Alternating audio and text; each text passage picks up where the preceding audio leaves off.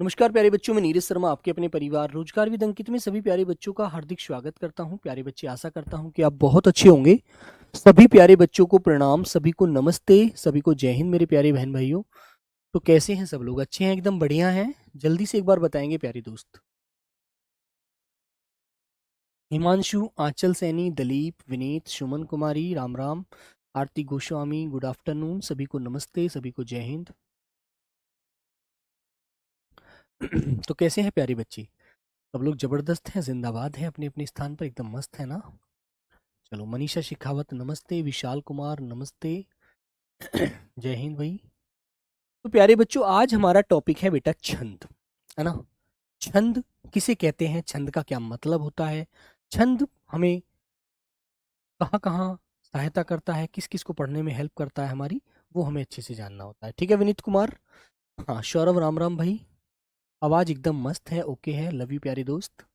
चलो, महेश भी गोरे नमस्ते भी। अंशिका, राजकुमार, महेश, जैनिका कुमारी, रवि कुमार, पवन, इंद्रेश यादव, कविता यादव, सभी प्यारे बच्चों को नमस्ते। राजेंद्र चौधरी नमस्ते। सर, कोर्स कब खत्म होगा? इतना तो एसआई का भी नहीं होता बेटा, एसआई का नहीं होता राजेंद्र, लेकिन आपको मैंने जो पढ़ा दिया वो सारा ही पढ़ा दिया, उसमें छोड़ा ही क्या है, हैं?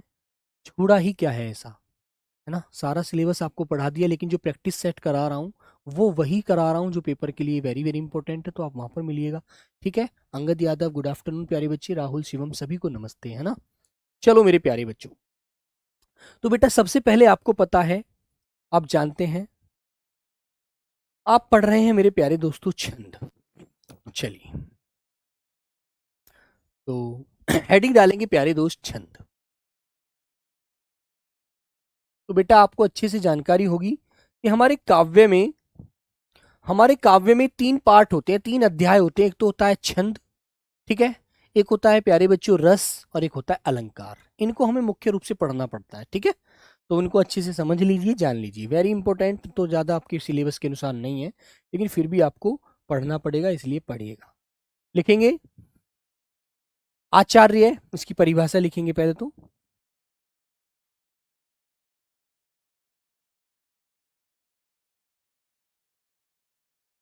लिखिए प्यारे बच्चों, इसकी परिभाषा लिखिए एक छोटी सी।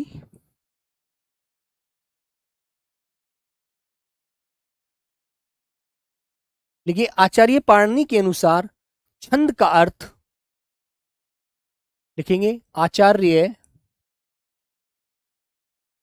आचार्य पाणिनि के अनुसार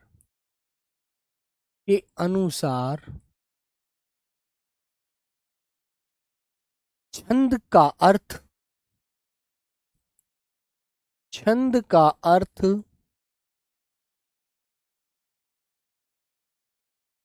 आह्लादित होता है। क्या होता है बेटा? आह्लादित होता है। आह्लादित मतलब समझे तो मेरे बच्चों, प्रसन्न होना, ठीक है। आह्लादित समझे तो बेटा प्रसन्न होना। आह्लादित का शाब्दिक अर्थ आपको पता होगा, छंद का भी शाब्दिक अर्थ आपको पता होता है। छंद का जो प्रयोग हम करते हैं वो प्रसन्न होने के लिए, खुश होने के लिए, आह्लादित होने के लिए करते हैं, है ना। तो प्यारे बच्चों, यहाँ तक की बात आपको याद रखनी है कि जिनसे हम अपने अंदर एक प्रसन्नता का भाव व्यक्त करते हैं वो बेटा क्या होते हैं? वो आपके छंद होते हैं, ठीक है ना मेरे प्यारे साथी। और छंद, जितने भी आप श्लोक पढ़ते हैं, सभी में आप छंदों का प्रयोग करते हैं, और वो कैसे कैसे करते हैं वो भी हम समझेंगे, वो भी हम जानेंगे, लिखेंगे। तो बेटा, आह्लादित होने का मतलब आपको पता लग गया, प्रसन्न होना, प्रसन्न या खुश होना, खुश या बेटा हर्ष, इसका अर्थ होता है, ठीक है ना। Very good. अब एक क्वेश्चन आता है कि छंद का अर्थ बताओ क्या है। अगला पॉइंट, छंद का अर्थ क्या होता है? बताएगा कोई बच्चा मुझे? अर्थ क्या होता है? छंद का अर्थ क्या होता है बताइए मेरे बच्चे। आरती यादव नमस्कार, जय हिंद, जय भारत प्यारे बच्चों। तो बताइए बेटा, छंद का अर्थ क्या होता है? छंद का अर्थ होता है मेरे दोस्तों बंधन, है ना, बंधन। छंद का अर्थ क्या होता है? बंधन। दूसरा पॉइंट आपसे जो पूछा जाता है कि छंद का दूसरा नाम क्या है, लिखेंगे छंद का दूसरा नाम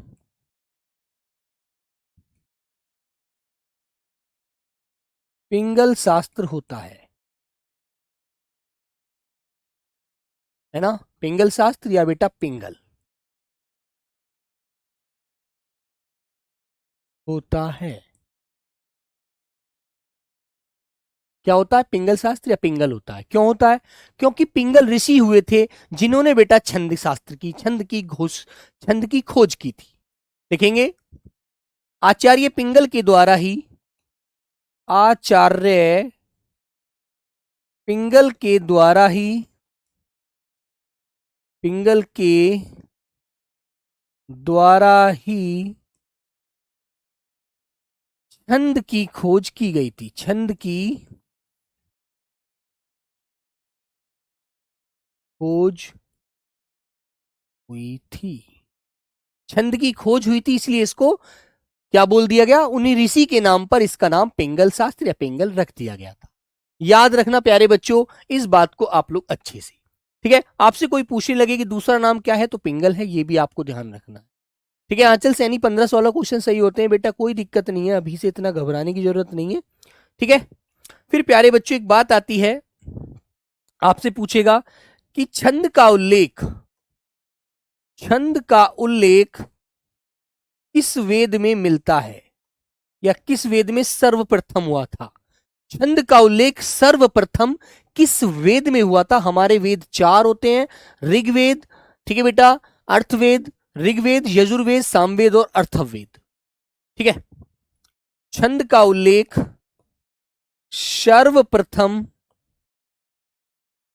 सर्वप्रथम ऋग्वेद में मिलता है, वेद में मिलता है। ठीक है बेटा, किस वेद में मिलता है? छंद का उल्लेख सर्वप्रथम ऋग्वेद में मिलता है। याद रखना मेरे प्यारे साथी, और सबसे प्राचीन वेद भी हमारा ऋग्वेद ही है, तो ये बात आपको अच्छे से ध्यान रखनी है। ठीक है ना। अब आपसे क्वेश्चन पूछा जाता,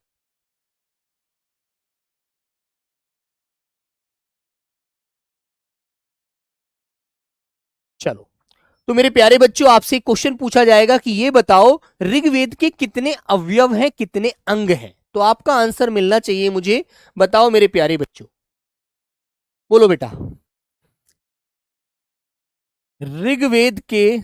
छंद के कितने अंग हैं? छंद के कितने अंग होते हैं? छंद के कितने अंग होते हैं बेटा, बताओ। छंद के कितने अंग होते हैं? तो आप बताएंगे छंद के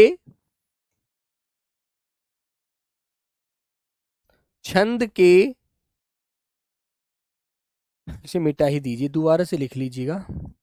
छंद के 7 अंग होते हैं, 7 अंग होते हैं। ठीक है, छंद के कितने अंग होते हैं बेटा? 7 अंग होते हैं, याद रखना। वेरी गुड, 7 होते हैं धर्मवीर साख्या जी, बहुत बढ़िया। अब 7 होते कौन कौन से हैं उन पर हम चलते हैं, उनको हम समझते हैं, उनको हम पढ़ते हैं। ठीक है मेरे बच्चों, आइएगा। नंबर 1 बेटा, हमारे जो 7 अंग हैं वो कौन से हैं, वो आपको जानने हैं, उनके बारे में।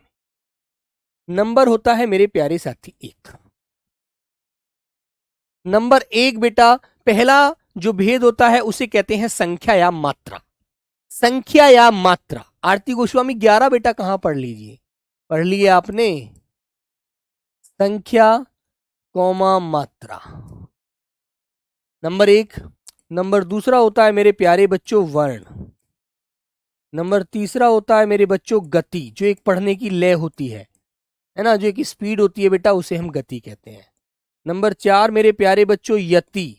यति बेटा जहां पर हम रुकते हैं जिसे हम विराम कहते हैं, जिसे प्यारे बच्चों विराम कहते हैं, रुकना।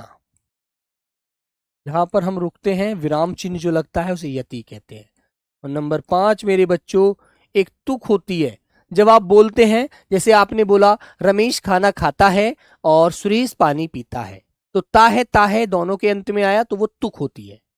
ठीक है, हर्ष तिवारी बिल्कुल बेटा पढ़ लीजिए, कोई दिक्कत नहीं है। नंबर आएगा मेरे प्यारे बच्चों 7, वो आ गया मेरे बच्चों एक चरण व मात्रा।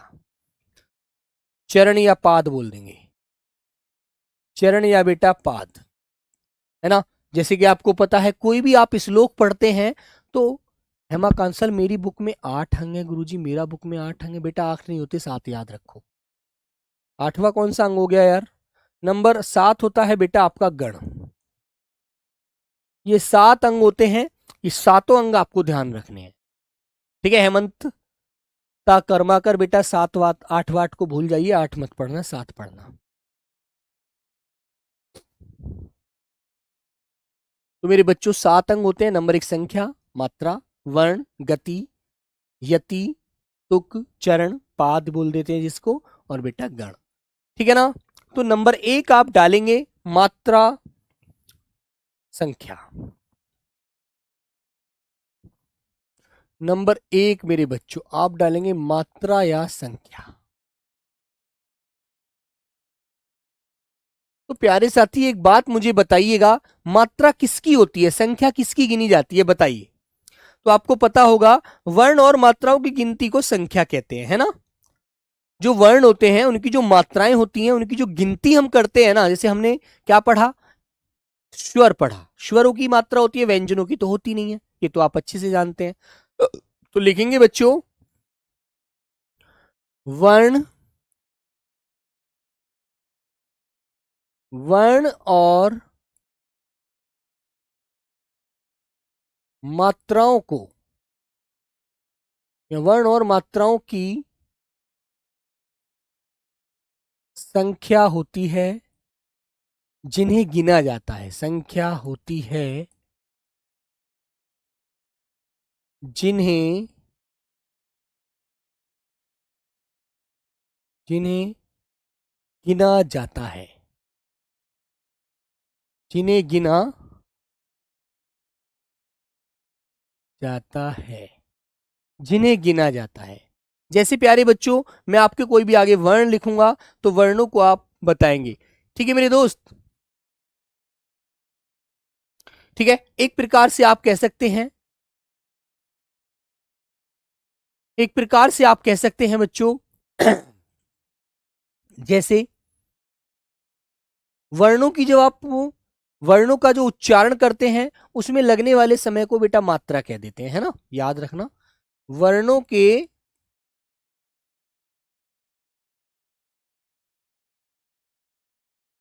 उच्चारण में लगने वाले समय को, समय को मात्रा कहते हैं बेटा, जो उनको बोलने में समय लगता है ना। जो हम वर्णों का उच्चारण करते हैं तो उनके बोलने में एक समय लगता है, जो मेरे प्यारे बच्चों क्या कहलाता है, मात्रा कहलाता है। जैसे, और आपको पता है मात्रा हमारे वर्णों की 2 प्रकार की होती है, वो भी आप ध्यान रखना, लिख देंगे वर्णों की मात्रा 2 प्रकार की होती है। वर्णों की मात्रा यही समझना है बस, मात्रा 2 प्रकार की होती हैं, 2 प्रकार की होती हैं, है ना, होती हैं। ठीक है बच्चों, जहां पर हम मात्रा को क्या क्या बोलते हैं याद रखेंगे। बेटा किरम धनंजय 8वें उस भेद को कोई पढ़ने की इंपोर्टेंस नहीं है, याद रखो जीवन में, वो कहीं हमारे इसमें नहीं आता वो किरम, है ना।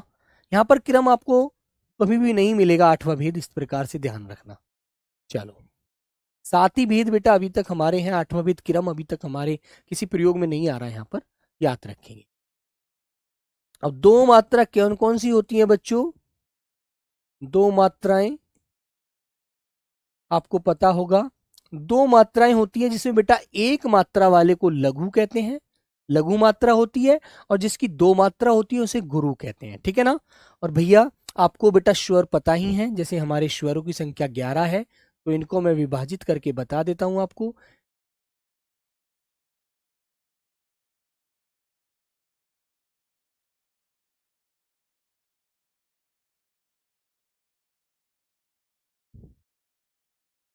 ओशे ओखली,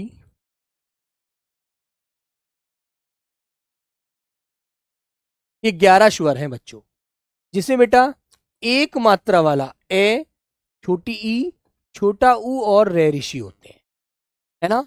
11 स्वर होते हैं। 11 स्वरों में से प्यारे बच्चों आपको याद रखना है मात्रा दो प्रकार की होती है, जिसकी एक मात्रा होती है वो चार आपके सामने ये हैं, बाकी 7 गुरु होते हैं जिनकी दो मात्रा होती है।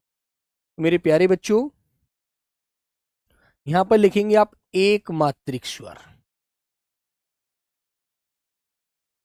एक मात्रिक, जिनकी एक मात्रा है ए, इन्हें बेटा लघु भी कहते हैं, और याद रखना लघु, ठीक है। लघु मात्रा होती है ए, ए, छोटी ई, छोटा ऊ, रे ऋषि, ठीक है। ये चार हैं जिनकी एक मात्रा है, ठीक है। बेटा संख्या एवं क्रम को बना दिया है उसने, यहां पर से दूसरा ये क्रम वाला भेद निकाल दिया है, लेकिन ये आपको क्रम यहीं पर पढ़ने को मिल जाता है ना, उसको आप अलग भेद मत पढ़ो, ठीक है ना। दूसरा होता है मेरे बच्चे द्विमात्रिक, जिसको बेटा हम दीर्घ कहते हैं, दीर्घ, ये दीर्घ या गुरु मात्रा बोल देंगे इसे, ठीक है। ये खड़ी पाही की तरह लगाई जाती है, और जो गुरु होती है एस की प्रकार की तरह लगती है, एस की तरह, है ना। तो बच्चों आ, बड़ी ई, बड़ा ऊ, ए, आई, ओ, और प्यारे बच्चे औ, ये 7 होती हैं गुरु मात्रा, ठीक है। आप अपने नाम में भी लगाना सीख जाएंगे, याद रखना। तो बच्चों यहां तक की बात आपको समझ में आ गई। ये बेटा दो मात्राएं होती हैं हमारी, लघु और गुरु, जिसमें लघु की एक मात्रा होती है, गुरु की दो मात्रा होती है, ठीक है ना। ध्यान रखना बच्चों, इसको एक मात्रिक कहते हैं, इसको दो मात्रिक कहते हैं। ये बात प्यारे साथी आपको अच्छे से याद याद रखनी है, ठीक है ना, समझ में आ गई। जैसे प्यारे बच्चों मैं आपको एक वो लिख के दिखाता हूं उदाहरण। मैंने उदाहरण बोला बेटा माता, माता, माता लिख के मैंने दिखाया, तो माता में कौन कौन सी मात्रा होंगी देखो। मां, मां में से कौन सा स्वर निकलेगा आ, तो आ बेटा कौन सी मात्रा है, गुरु वाली, तो यहां भी गुरु, और प्यारे बच्चे यहां भी गुरु, तो ये 4 मात्राओं में ये शब्द हमारा लिखा हुआ है ना। ठीक है मेरे दोस्त, याद रखेंगे इस चीज को, ठीक है भाई। हाँ, हाँ।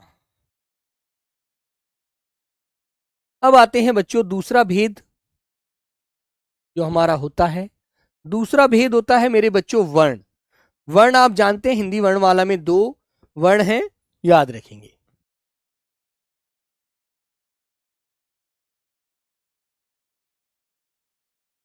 है ना। वर्ण कितने प्रकार के होते हैं, 2 प्रकार के होते हैं, है ना बच्चों। लिखेंगे बेटा, ये बात ध्यान रखेंगे आप लोग कि छंद में प्रयुक्त मात्रा या मात्रा एक स्वर एक द्विस्वर होगी, ठीक है। छंद में 2 प्रकार की मात्रा होती है, 2 प्रकार के वर्ण होते हैं, लघु और गुरु, और उन्हीं की बेटा मात्रा होती है, ध्यान रखना। देखेंगे छंद में 2 प्रकार के वर्णों का प्रयोग होता है, प्रयोग किया जाता है, ठीक है। 2 प्रकार के वर्णों का प्रयोग किया जाता है, ठीक है। जिसे बेटा एक तो हमारा लघु होता है, जिसकी एक मात्रा अभी आप ऊपर पढ़ के आए हैं। नंबर दूसरा मेरे प्यारे बच्चों दीर्घ होता है, जिसकी गुरु मात्रा होती है ना। और कुल हमारे जो वर्ण हैं वो 11 हैं। स्वरों के आधार पर ही हम इसको डिफाइन करते हैं मात्रा को, याद रखना। माता में तो 2 ही आ की मात्रा है, फिर 4 कैसे हुई मनीषा शेखावत? 2, जो गुरु स्वर होता है उसकी 2 होती है, एक की, तो 2 बार आ आया है ना। तो इस बार प्यारे बच्चों आपको याद रखना है, ठीक है। अक्षर मात्रा यति लय विरत। बेटा ये विरत वाला शब्द कौन सा जोड़ दिया उसने? ये विरत वाला पार्ट कौन सा जोड़ा है राजवेंद्र जी? बेटा याद रखो, जो मैं पढ़ा रहा हूं उस पर ध्यान दीजिए। ये फालतू की पता नहीं कौन कौन सी बुक में क्या क्या जोड़ दिया जाता है ना। ये कौन सी बुक है ये बताओ मुझे जरा भाई, विरत कौन सी बुक में जोड़ा है? ठीक है, तो बच्चों मैं आपको बताकर आया हूं, जो लघु वर्ण होते हैं वो हमारे ये है, ए है, ठीक है, ए, छोटी ई, छोटा ऊ और रे ऋषि। ये बेटा इन्हीं के आधार पर हम वर्ण गिनते हैं, है ना, इन्हीं के आधार पर। और बच्चों दीर्घ जो होते हैं हमारे आ, बड़ी ई, बड़ा वाला ऊ, ए, आई और प्यारे बच्चे ओ और औ, ये हमारे गुरु स्वर हैं, है ना। इनके आधार पर ही हम मात्रा डिफाइन करते हैं। मैंने आपको ऊपर बताया इसकी बेटा एक मात्रा लगाते हैं, कहीं भी इसकी आवाज होती है इन स्वरों की, है ना, और इनकी होती है तो बेटा 2 मात्रा हम लगाते हैं यदि इनकी आवाज होती है, ठीक है। एक मात्रा इनकी और दूसरी मात्रा इनकी, ठीक है ना। ध्यान रखना बच्चों, ये सारी बात आपको अच्छे से याद रखनी है। वेरी गुड, समझ में आई बात? अच्छे से याद रखेंगे, अच्छे से ध्यान रखना, ठीक है। ये लघु और गुरु के नाम से यहां जाना जाता है, ध्यान रखेंगे।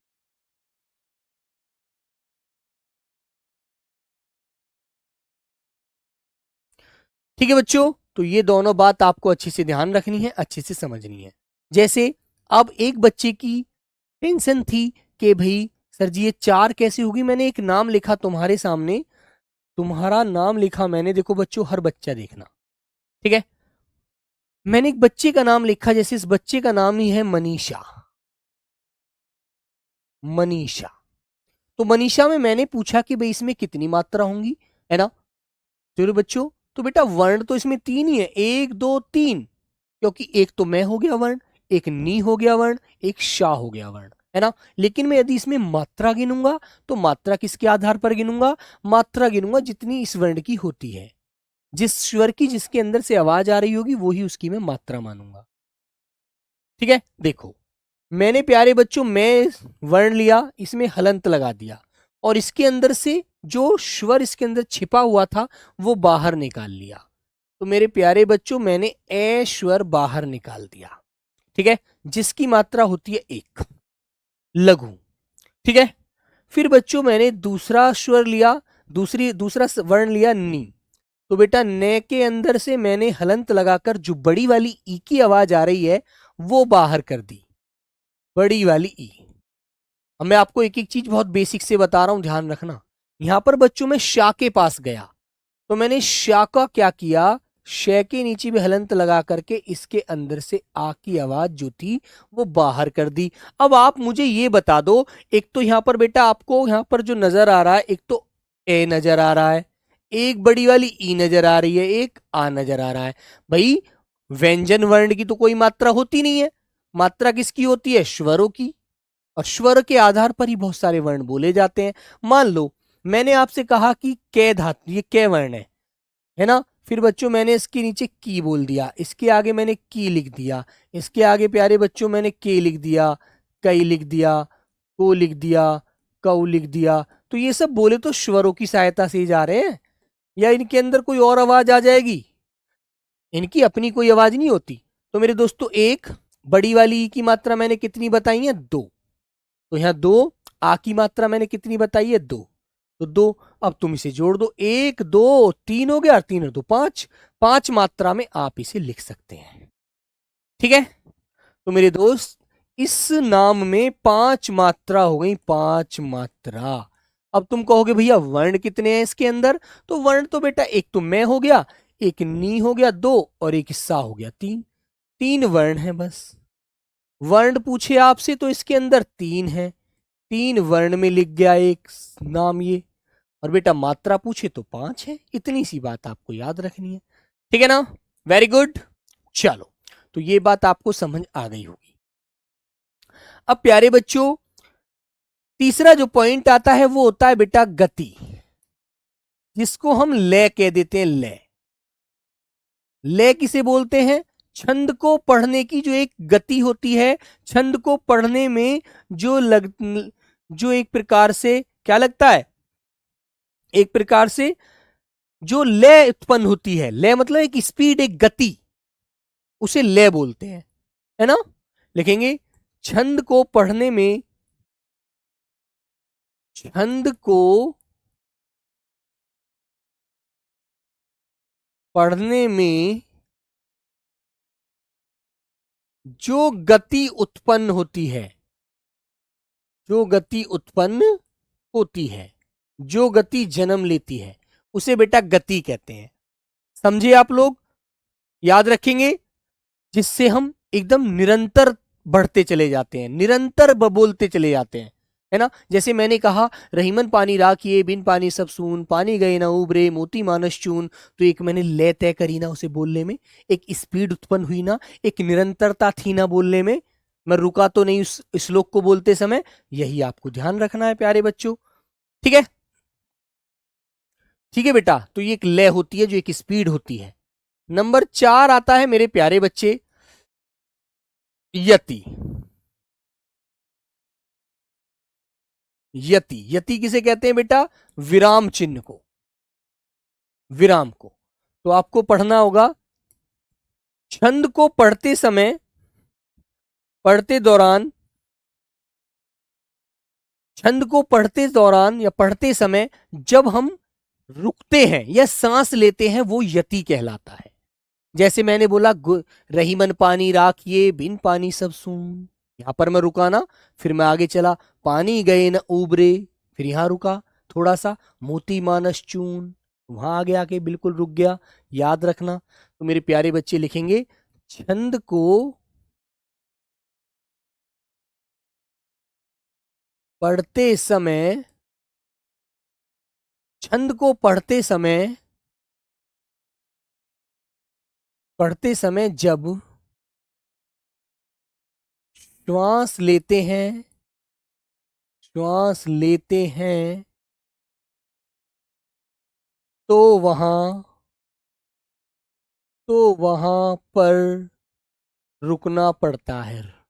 तो वहां पर रुकने को, रुकने को यति कौमा विराम कहते हैं। यति पुस्तक में बेटा लिख देंगे विराम कहते हैं। ठीक है मेरे बच्चों, बात समझ में आ गई? उसको हम बेटा क्या कहते हैं? विराम कहते हैं। ठीक है ना। तो मेरे बच्चों, उसे क्या बोलते हैं हम लोग? विराम कहते हैं। जैसे आपने बोला, जैसे मैंने कहा कि रहीमन पानी राखिए, एक श्लोक लिखकर दिखाता हूं आपको।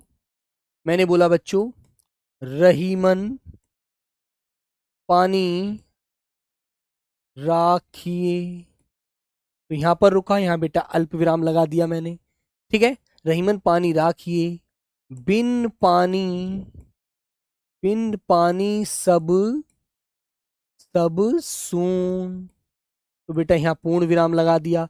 तो देखो, जहां जहां मैं रुका हूं वहां पर मैंने विराम चिन्ह का प्रयोग किया। तो मेरे बच्चों, उसे क्या बोलते हैं? यति या विराम कहते हैं। ठीक है ना। चलो, नंबर 5 आता है मेरे प्यारे साथियों। ठीक है बेटा, बात समझ में आ गई। अब आ गई तुक। कहते हैं तुक, तुक किसे कहते हैं? तुक भी आपको याद रखनी है।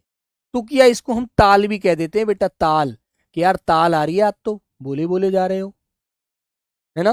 तो लिखेंगे, छंद पढ़ते समय जब अंतिम आवाज समान होती है, अंतिम ध्वनि समान आती है, वहां पर आती हैं, उसे क्या बोलते हैं? उसे तुक कहते हैं। लिखेंगे, छंद पढ़ते समय, छंद पढ़ते समय जब अंतिम ध्वनि, अंतिम ध्वनि समान आती है, समान आती है ना, समान आती है वहां उस आती है उसे तुक कहते हैं, उसे तुक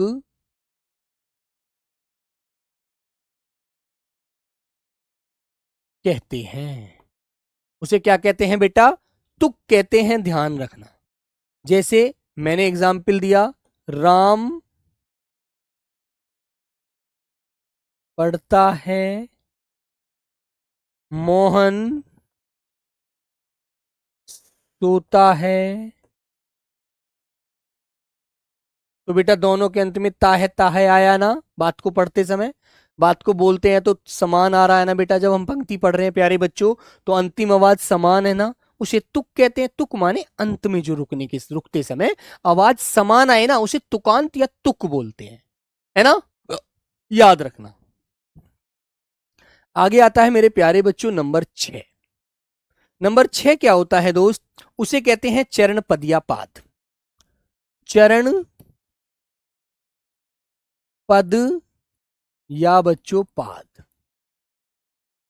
तो आपको अच्छे से पता होगा छंद शास्त्र में जब भी हम श्लोक लिखते हैं तो बेटा उसे 2 चरण में लिखा जाता है।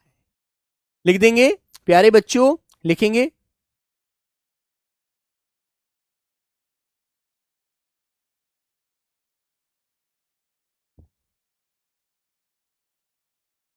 छंद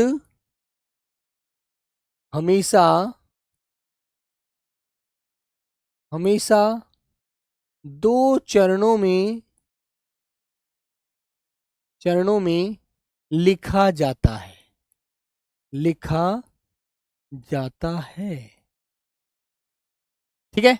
अब एक बात और याद है ना, 2 तो कम से कम होते ही हैं, उससे ऊपर भी हो सकते हैं, है ना? कुछ छंदों में चरण ज्यादा भी हो सकते हैं। जो बेटा ये पंक्ति होती है ना, पंक्ति, है ना, ये पंक्ति जो होती है इन्हें भी प्यारे बच्चों चरण कहते हैं, पंक्ति को भी। ठीक है। इस तरह से उसने क्रम बना दिया, इस तरह से बेटा उसने पंक्ति बना दी, ऐसे वो संख्या गिनवा देता है। 7 ही होते हैं वैसे अंग, याद रखना आप लोग। ठीक है ना? और लिख देंगे प्रत्येक पंक्ति को छंद कहते हैं, या प्रत्येक पंक्ति को लिखेंगे मेरे बच्चे, प्रत्येक पंक्ति को चरण कहते हैं। लिख देंगे प्रत्येक पंक्ति को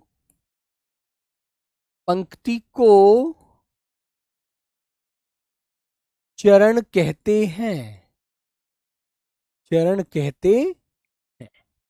ठीक है बेटा, प्रत्येक पंक्ति को चरण कहते हैं, ध्यान रखना।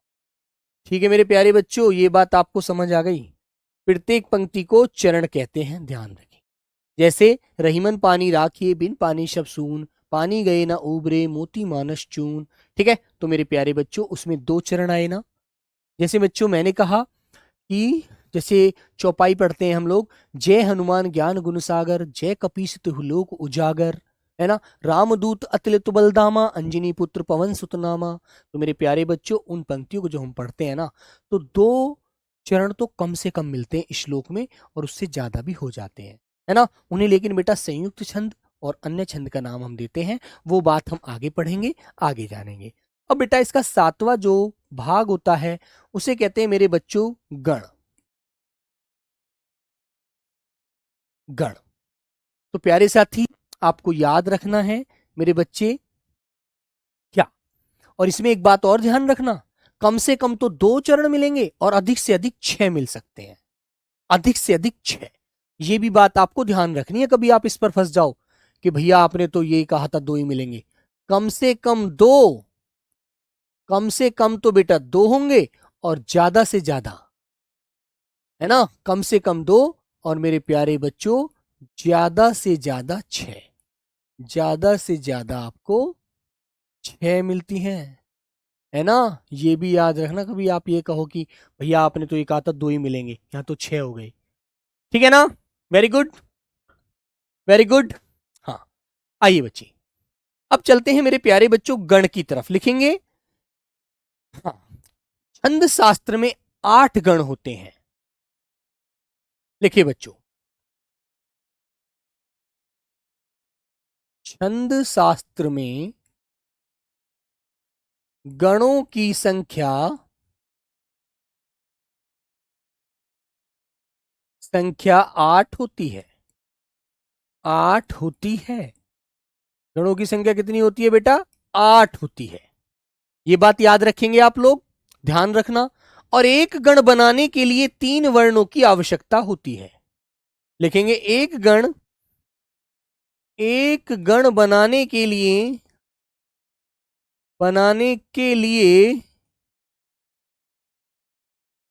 3 एक गण बनाने के लिए 3 वर्णों की आवश्यकता पड़ती है। 3 वर्णों की आवश्यकता होती है। ठीक है, तो ये बात भी प्यारे बच्चों ध्यान रखना। गणों की संख्या आपसे क्वेश्चन आएगा कि बताइए छंद शास्त्र में कितने गण होते हैं, तो आप कहना 8 गण होते हैं।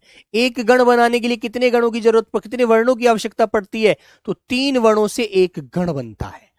ठीक है, और प्यारे बच्चों इसके लिए मैं एक बात आपको बताता हूं, एक फॉर्मूला होता है जिससे हम गण बनाते हैं। और मेरे दोस्त, जो हमारा गण है ये बेटा आपको बहुत कम प्रयोग में आता है, इसलिए परेशान मत होना कभी आप ये सोचो कि यार तो फंस गए हम, तो कैसे याद रखेंगे। ठीक है, तो बेटा एक हमारा फॉर्मूला होता है, ये माता राज भान सलगा, ये माता राज भान शलगा, ये माता राज भान शलगा, ये वाला बच्चों इसका सूत्र है गण बनाने के लिए, ये माता राज भान शलगा। ठीक है, ये आपको ध्यान रखना है बस, समझ में आई बात? ये माता राज भान शलगा, इसी से प्यारे बच्चे आप अच्छे से ध्यान रखना है। वेरी गुड, अब मैं आपको पढ़ाता हूं गण कैसे बनाने हैं। आइए, सबसे पहले इस फॉर्मूले को ही याद रखना, ऊपर लिख लेना, ये माता राजभान शलगा, ये फॉर्मूला आपको याद रखना है। तो सबसे पहले बेटा एक बात मुझे बताइए सब लोग कमेंट करके, इस फॉर्मूले में इस सूत्र में सबसे पहले कौन सा वर्ण आ रहा है? सब लोग कमेंट करके बताइए, तभी आगे चलूंगा। एक बार बता दो, इस सूत्र में बेटा सबसे पहले कौन सा वर्ण आ रहा है?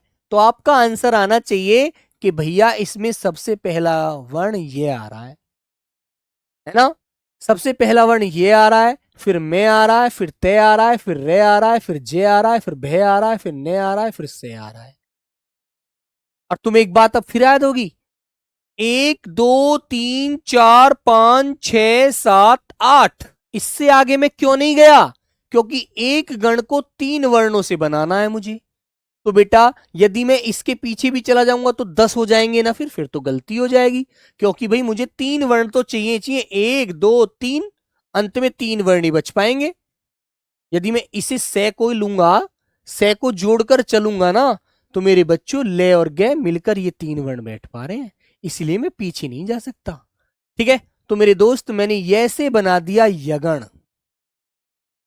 अब तुम्हारे अंदर एक बात जन्म लेती है, भैया ऐसे तो आपने यगण बना दिया, अच्छी बात है, लेकिन मुझे यह बता दो इसमें मात्रा कैसे डिफाइन करोगे आप? अब बात तो ये भी आती है ना आपके मन में। तो भाई आपके मन में ये बात आई है तो इसका भी सॉल्यूशन किया जाएगा। तो बेटा ये की मात्रा एक होगी, लघु होगी या नहीं होगी? होगी ना। फिर आपको चाहिए 3 वर्ण एक गण बनाने के लिए, क्योंकि यगण में 3 वर्ण है, 1 2 3। अब तुम्हारे दिमाग में बात आएगी, यार एक तो हमने ये ले लिया, एक बच्चों मैं को लीजिए, एक तय को लीजिए, तभी तो 3 वर्ण बनेंगे, 3 वर्ण तभी तो इसके अंदर आएंगे। अब तुम जाओ मैं में कितनी मात्रा होंगी? मैं तुम्हें तो आ की आवाज आ रही है, मां, है ना? ए को छोड़ मत देना, ये आ वाली आवाज छोड़ के मत चलना, साथ ही लेके चलना इसके। तो बेटा मां, तो मेरे प्यारे बच्चों ये की 1 हो गई, मां की 2 हो गई, और ता की भी 2 हो गई। ISS है ना, ISS, धर्मवीर साख्या जी ध्यान देंगे बच्चों, आई लघु, गुरु गुरु, एस एस सुत का मतलब होगा गुरु, एस एस याद रख लो यार। अब ये यगण हमने बना दिया, तो बेटा यगण को आप ये को हटा दीजिए। अब आप आ जाइए भैया, दूसरा नंबर आपका जो आता है। अब पहला वर्ण क्या आ रहा है?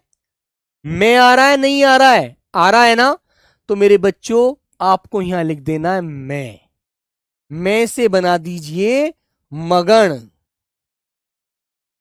अब तुम्हारे दिमाग में यहां तो एक बात आनी चाहिए कि भैया आपने यहां मां क्यों नहीं लिखा? ये तो सिर्फ मैंने एक पहचान बताई है, ये तो सिर्फ एक मैंने पहचान बता रहा हूं, उस पर ध्यान मत देना। मां लिखूं या ये लिखूं उससे मेरा मतलब नहीं है, सीधा मेरा मैं से मगन बनाना है, ये से यगन बनाना है। अब तुम्हारे दिमाग में एक बात आएगी बेटा कि भैया इसमें कितनी मात्रा होंगी? तो बेटा मां में भी गुरु है, ता में भी गुरु है, रा में भी गुरु है, 3 वर्णों से एक गण बनता है। तो मेरे प्यारे बच्चों इसमें भी आप गुरु गुरु गुरु। बात क्लियर? अब मैं इसको भी मिटा देता हूं, मैं को भी, भाई मैंने मगन भी बना लिया। अब प्यारे बच्चों तीसरा जो हमारा वर्ण होता है वो आ रहा है बेटा यहां पर पहले तय। तो तय से कौन सी आवाज बनेगी? तगण। अब तगण में आप मुझे ये बताओ प्यारे साथियों कि 3 वर्ण चाहिए। ता में भी भैया ता की गुरु हो गई, रा की गुरु होगी, जय की भैया लघु होगी, क्योंकि 3 वर्णों से फिर मेरे प्यारे बच्चों क्या बनेगा? एक गण बनेगा, है ना? तो भैया गुरु गुरु और जय की एक। आगे क्लियर? अब मैं आगे चलता हूं मेरे प्यारे बच्चों। अब मैंने तगण भी बना लिया तो तय को भी हटा दूंगा मैं, लीजिए हटा दिया मैंने। अब भैया मैं आ गया नंबर 4 के पास। अब आया मैं रा, जा, भा। तो बेटा अब इन तीनों से बनाइए। तो मैंने रे से बन गया भैया आपका रगण, है ना? अब रा में कितनी मात्राएं हैं? 2। जय में कितनी है? 1। भा में कितनी है? 2। क्योंकि राजभ से बनेगा बेटा, राजभा से, राजभा से। तो गुरु लघु गुरु। Very good. अब आगे आए फिर प्यारे बच्चों हम लोग इसी प्रकार।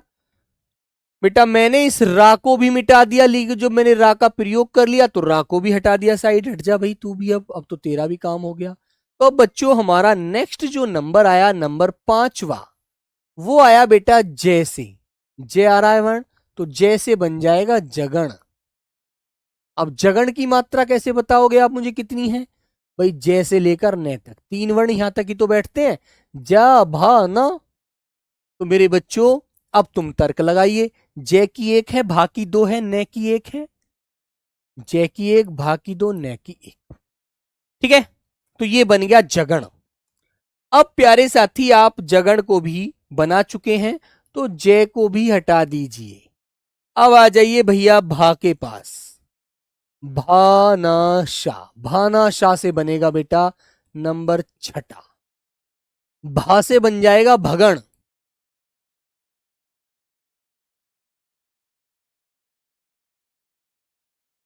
तो भगण की मात्रा मुझे बताकर बताओ अब आप लोग। हाँ, भगण की मात्रा मुझे अब आप लोग बताओ। भाई भा की तो 2 है, ना की 1 है, सा की भी 1 बनेगी, ये भी याद रखना है।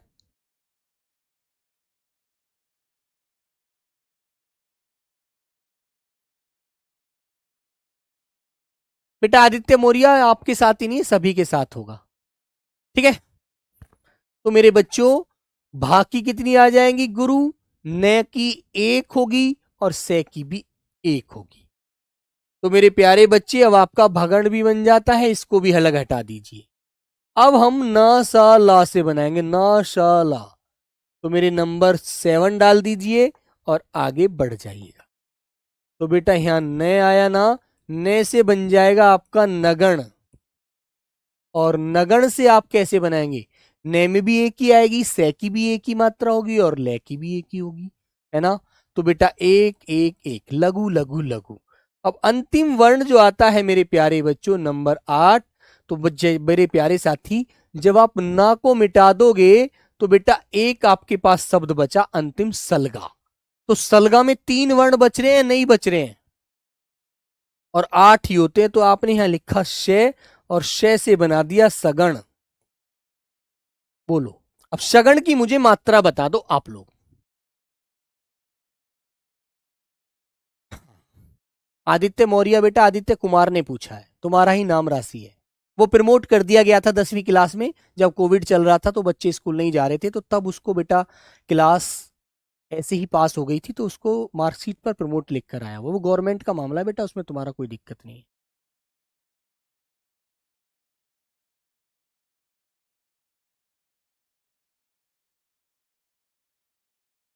बेटा हर्ष तिवारी, इनका यूज अभी कुछ नहीं करना, इनको सिर्फ गिनना आना चाहिए तुम्हें, है ना। इनका यूज तब करेंगे जब मैं आगे आपको क्या बताऊंगा, जब मैं आपको छंद पढ़ाऊंगा। और छंद में भी बहुत बहुत ही थोड़े समय के लिए प्रयोग इसका करना है, ज्यादा नहीं, ठीक है। सिर्फ आपको ये पता होनी। तो सलगा की मात्रा कितनी होगी पहले बताइए। तो मेरे बच्चों शलगा, तो मेरे बच्चों से में भी एक, ले में भी एक, गा में दो, तो आप कर दीजिए एक एक गुरु, लघु लघु गुरु, ठीक है। तो मेरे साथ एक बार याद करेंगे, पुनः इसका रिवीजन कर लीजिए, है ना। चलो तो मेरे भाई यगड़ की आई एस एस ऐसे कर लो, या लघु गुरु गुरु। एम मगड़ की बेटा ट्रिपल गुरु, ठीक है, एस एस एस, ठीक है ना। तगड़ की बेटा गुरु गुरु लघु, और इसकी बेटा लघु गुरु लघु गुरु, आई एस आई, ठीक है। और आपके नाम में भी गण हो सकता है, जैसे एक मैं नाम लिखता हूं आपके सामने, देखो उदाहरण लिखता हूं, इसको मिटा दीजिए। सलगा आपने पूरे 8 गण पढ़ लिए, ये माता राज सलगा आपने पूरा फॉर्मूला पढ़ लिया। अब मैं आपको सिर्फ एक आपके नाम में गण बताता हूं। मैंने आपसे कहा कि भाई मुझे ये बताइए कमल में कौन सा गण है, और एक मेरा नाम लिख लीजिए नीरज में कौन सा गण है। लेकिन बेटा वर्ण 3 ही होने चाहिए शब्द में, नाम में। अब तुम 10 नाम ले आओ तो उसको नहीं। अब तुम कहने लगो जी हर्ष में बता दो, हर्ष में गण बनेगा ही नहीं, 3 वर्ण ही नहीं है इसमें, ठीक है, हर्ष में नहीं बनेगा। अब तुम कह दो भैया सी राम में गण बना दो, राम में, बेटा इसका गुरु लघु ये गण कैसे बन जाएगा, नहीं बन सकता। 3 वर्ण होने चाहिए नाम के अंदर, 3 वर्णों का नाम हो। जैसे आपने कह दिया सूरज का बना दो भैया, मैं सूरज का बना दो भैया गण, लीजिए बन जाएगा। 3 वर्णों का नाम होना चाहिए, ठीक है। जैसे मैंने कहा कमल, तो कै में भी लघु लघु लघु, लघु लघु लघु, तो इसमें कौन सा गण हो गया मेरे दोस्त, इसमें नगण हो गया, नगण, क्योंकि नगण में ही लघु लघु है तीनों, और तो कहीं नहीं आ रहे, नगण है इसके अंदर। लीजिए अब तुम कहो नीरज का बना दो जी, नीरज का बनाना, तो गुरु लघु लघु, नीरज में कौन सा गण है, गुरु लघु लघु। नीरज बेटा भागने का काम करता है, तो उसको भगण कह दीजिए, भगण। नीरज में प्यारे बच्चों भगण है, ठीक है। अब सूरज का बता दो, सूरज में भी भगण ही हो जाएगा भैया, सूरज भी आता है और छिप जाता है, सूरज भी भगण का ही कार्य करता है, ठीक है ना। तो मेरे बच्चों इसमें भी भगण हो गया। अब आप लोग मुझे एक नाम मैं आपको देता हूं, नरेश, अयोध्या नरेश, बताओ बेटा इसमें कौन सा गण हो जाएगा। चलो बता दीजिए, एक क्वेश्चन आपके सामने है, नरेश में गण बता दो। राजकुमार लिख दो सर, राजकुमार तुम्हारे नाम में कितने सारे वर्ण आ रहे हैं बताना जरा।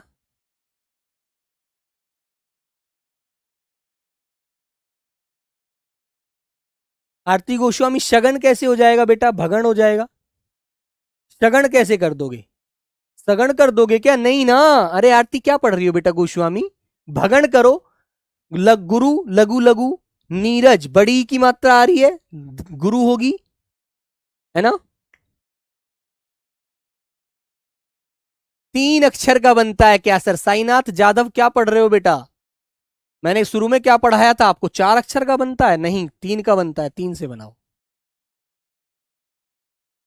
नरेश का बताइए, तो मेरे बच्चे क्या बनाएंगे आप, ISI मार का होना चाहिए भाई पक्का, जगण, ठीक है, जगण। बोलो बच्चों बात क्लियर है, हो जाएगा ना। अब आप मुझे ऐसे देखकर तो बता देते हैं, अब आप मुझे बताइए राजेश का, राजेश, शरीता, ठीक है, 3 वर्ण होने चाहिए भाई। तो राजेश में पहला आ रहा है गुरु, गुरु और बेटा लघु, इसमें आ रहा है लघु, गुरु, गुरु, और ये हमारे किसके थे, ये पीछे देख लो बेटा, आपको पता तगड़, और मेरे प्यारे बच्चों इसमें तो क्या हो जाएगा, जिसमें ISS होता है, ISS इसके अंदर है, ISS, ISS ये रहा यगण। तो सरिता में तो बेटा क्या हो गया, यगण, ठीक है। और मेरे बच्चों SSI, इसको उल्टा कर दीजिए, SSI में हो गया तगण, तो इसमें हो गया मेरे बच्चों तगण। ये है मामला। वेरी गुड, ध्यान रखना भाई, 4 नाम का होना चाहिए, जिस सॉरी 3 अक्षर से बनना चाहिए कोई भी नाम, 3 अक्षर का नाम ले आओ और बना लो चाहिए। चलो बेटा आज की क्लास को यहीं विराम देता हूं, आगे मिलते हैं फिर कल या नेक्स्ट क्लास में इसके साथ। तब तक सभी को नमस्ते, जय हिंद।